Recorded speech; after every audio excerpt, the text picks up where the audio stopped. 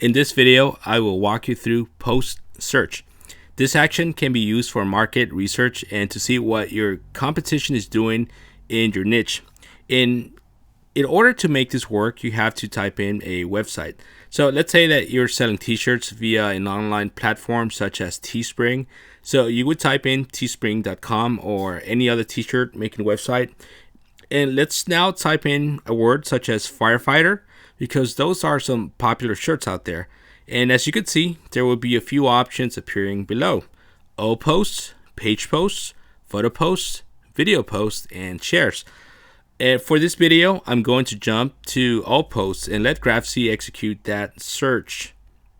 And as you can see, you can go ahead and go through all the different posts that have Teespring and the keyword firefighters on them.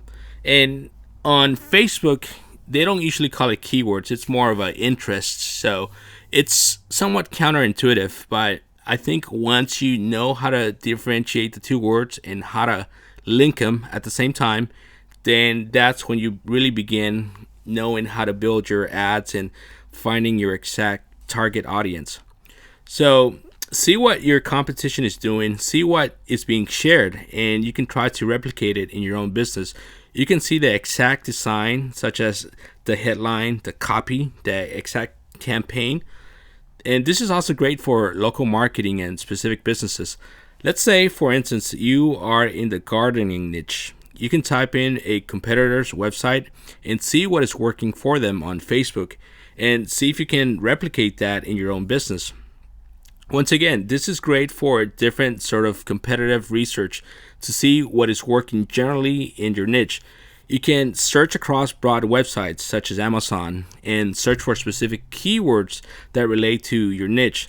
And you can go very broad, but what I like to do actually is start broad and pick keywords that I know are going to be also interests on Facebook. So quote unquote interest, because that's how Facebook drives their ad audience search. So in other words, once I get to Facebook ads, I like to see if the words match for interests. And that way I have more words, more broad words, and I like to narrow down to my right audience rather than starting somewhat narrow and trying to go wider. I try to start wide and broad and then narrow down my keywords to my specific audience. So the possibilities are endless for this. It's a great market research tool to have at your disposal. And I think that overall, what this also does is it gets your mindset flowing to what to look out for, what keywords actually will connect with interests, and what keywords are going to be able to have a better run through your Facebook ads. So the more you get used to doing research, the more this becomes second nature. Soon enough, you'll know just who your main competitors are, what keywords they use, and how they apply them, and even get a feel for the results they get, what kind of ROI they're getting. You can never really know that, but with experience, you sort of begin having a sixth sense of what works, and I think that could be said with everything with marketing and advertising. So wouldn't that be great if you had all that data at your fingertips and you could start using Grapshie as, I wouldn't say training wheels, but use it to your advantage. And soon enough, when you become an expert and a master at having Facebook ads that convert, then perhaps you would still use Grapshie for cutting down on your time and effort.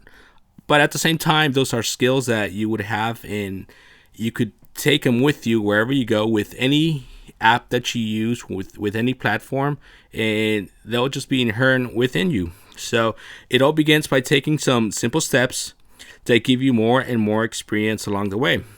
So put it to use and see how well this part of Grapshie performs for you and your niche.